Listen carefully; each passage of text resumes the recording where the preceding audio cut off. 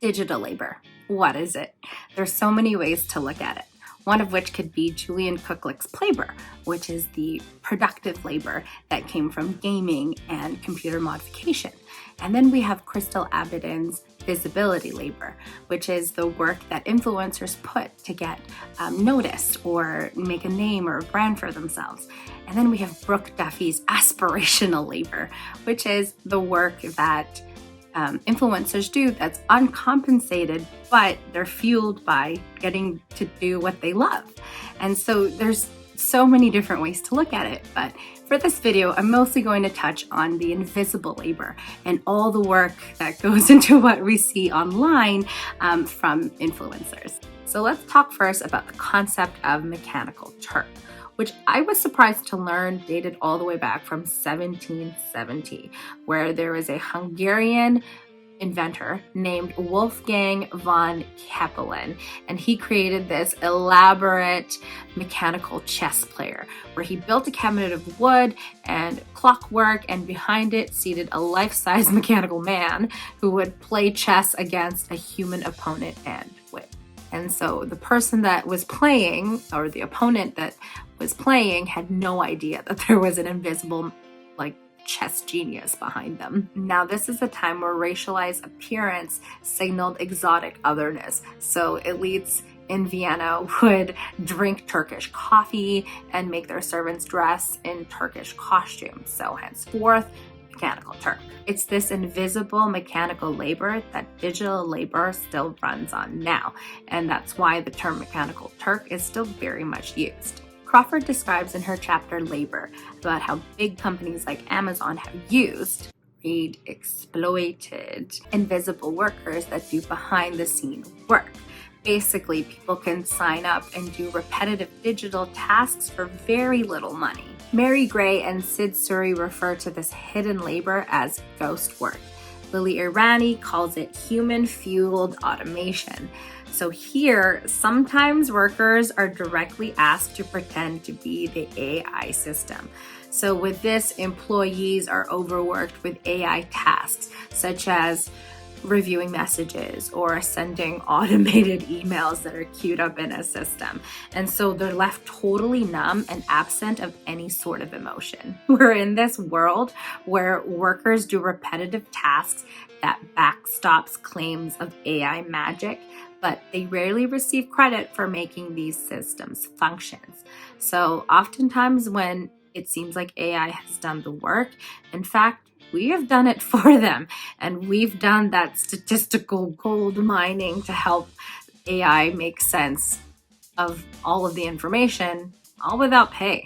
Astra Taylor describes this overselling of high-tech systems as photomation. So for example, when you're at a kiosk at a fast food chain and you're ordering your food there, or when you encounter a reCAPTCHA on Google to prove your humanity, photomation does not directly replace human labor, rather it relocates and disperses it in space and time. So it seems like the work has been done by automation, but really the task has been shifted from the employee to the consumer. And as Crawford put it, we are training Google's image recognition algorithms for free. So we are helping the algorithm itself by doing all the work. We have become the mechanical chess player from 1770 Vienna. This brings us to minor celebrities online, influencers like YouTubers and TikTokers, and the digital labor that they engage in, which Duffy has described as aspirational labor. These digital laborers are fueled by putting content out for consumers simply because it's a passion project or they're doing what they love. Takumitsu describes Do What You Love as DWYL, and now it's the unofficial work mantra for our time. While we can certainly scroll past an online influencer's content, we shouldn't discount all of the labor that goes into creating that content. And in an era of fake news and misinformation, we really do need to think of influencers as amplification platforms. Abedin talks about it in her keynote about how many young people turn to TikTok to share their sentiments about being at home during the pandemic. And so bigger companies, NGOs, community groups, health organizations, etc., have put more into digital marketing budgets to help get the message out about proper health information. So I tried it out, mimicking some of the videos that my algorithm has presented to me and the types of videos that I have spent just a moment longer lingering on. The videos represent my algorithm that is tailor-made to me, to my geolocation, and my digital footprints. So according to my algorithm, I made some videos on topics like cooking,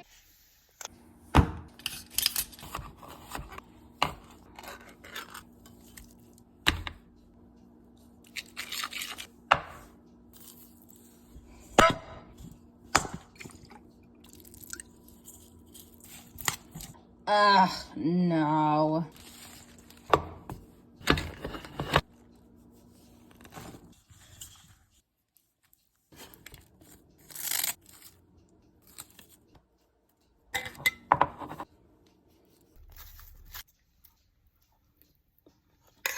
Singing, DIY, comedy.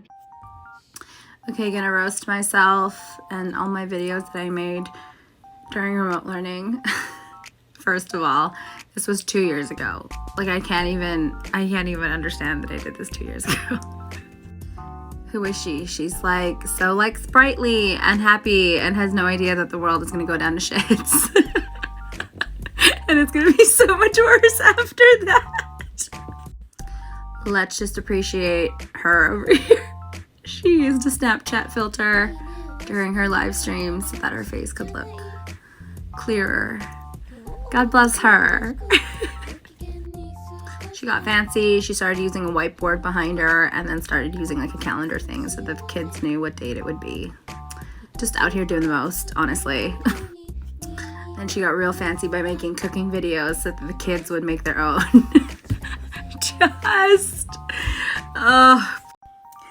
Okay, welcome to part 2 of roasting my remote learning videos. Here she is trying to get through her first YouTube live because there was a steep learning curve and there was no Zoom for the first few weeks. So she tried to use YouTube Live as her way to engage the students because she was just out here doing her friggin' best. She's giving hand movements to seem interesting and engaging, and then there is that whiteboard to cover her bed because the kids started asking if that was her bedroom and she didn't want them to know it was her bedroom. So she used a whiteboard to create mise en place, okay? At least I think that's the word. The first of a couple cooking videos because she wanted to do classroom cooking for life skills and shit, but then, you know, couldn't. So then she did it at home so the kids could try it on their own. She's given clear skin because no mask yet, dark puffy hair because of humidity and because, you know, she's blonde now. And dancing.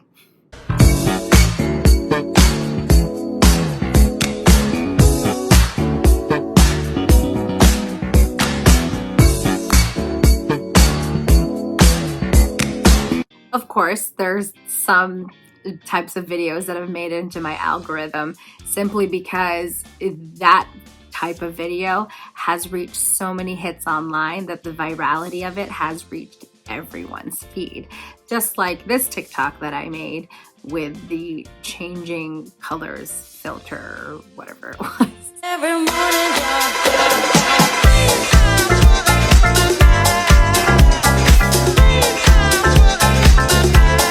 so having made those videos, you can see and feel how much effort, well, at least I can see and feel how much effort has gone into making that content. And Duffy describes in her article and her interviews with a bunch of online influencers, all the work that they put into creating content and all that digital labor and how how it drives their content creation. And so for some influencers, they really are doing this because it's a passion project, or some of them are doing it because of something like hope labor, which is the hope of securing a full-time career that propels certain forms of participation in the online economy, or venture labor, where workers internalize risk and feel compelled to invest time, energy, and capital in an imagined future.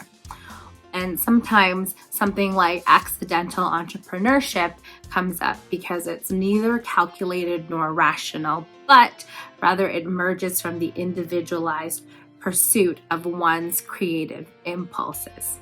Regardless of the motive and the type of digital labor, all online influencers have that aforementioned ghost work embedded into their craft. There's countless hours put into just creating that content for consumers and audiences long before they even see the final product. It took me half a day, maybe total a day's work of just putting those short clips together. And that includes several takes, mistakes, and having to start from square one because I had to delete something or I messed up. So there's so much work long before it even made it to this video. And while there's invisible work, there's also the visible labor, such as relational labor, where you have to interact with fans in socially mediated contexts. So they need to engage in such a way simply because, whether they like it or not, there is a time to live, as Crawford puts it, on their content and, as a consequence, their brand. So Crawford describes this time to live as a digital timestamp that all products have. So in this case, videos have it as well. And she describes it as the Amazon cardboard box having a timestamp, and it needs to live up to a customer's shipping demands, aka that 2-day prime shipping though. And that if the box is late, this affects Amazon's brand and ultimately its profits. Much like the Industrial Revolution, consumerism is at an all-time high. So online influencers can and will pump out content while the timestamp is still viable. So before the time to live runs out, before it's no longer trending, and before it's no longer on a consumer's algorithm. Kind of like this reel that I made on Instagram. It was really only trending during the holiday season. Yeah, I was just like, guys, you don't make me do this every single time. Don't want a lot for Christmas. There is just... The timestamp on this video ended when the holiday season ended. And will it be trending again when the next holiday season comes up? Hard to say, because as Crawford says, time itself became a key site for struggle. While the 1800s labor movement shifted from a 16-hour workday, the rise of the influencer has somewhat circled back to that. With no sanctioning on influencer work and with influencers having audiences in different time zones, they can be working around the clock. And as Duffy mentions in her article, how some influencers will reply to comments early in the morning to seem accessible to international audiences. And in this vein, humans are increasingly treated like robots. This resonated with me as a teacher, simply because we've had to keep up with the ever-changing educational landscape, such as the redesigned curriculum and the shift to technology, and of course, the COVID mandates. But with influencers, they do somewhat have to keep working like a robot because the amount and type of labor that they engage in is bound to what their consumers desire. And so they have to continue certain types of labor, such as relational labor, to remain visible and keep their brand for their consumers. And as Crawford puts it, workers, however, are forced continually to adapt, which makes it harder to put their knowledge into action or habituate to the job. So whether you're a teacher or influencer, there's so much adapting that we have to do, but sometimes it makes the job really hard and make us feel like robots. And I think that's why in general, when engaging with something social media, culture, and society, we should always acknowledge and appreciate the amount of effort that goes into content creation and production. The question is, what will we do about it?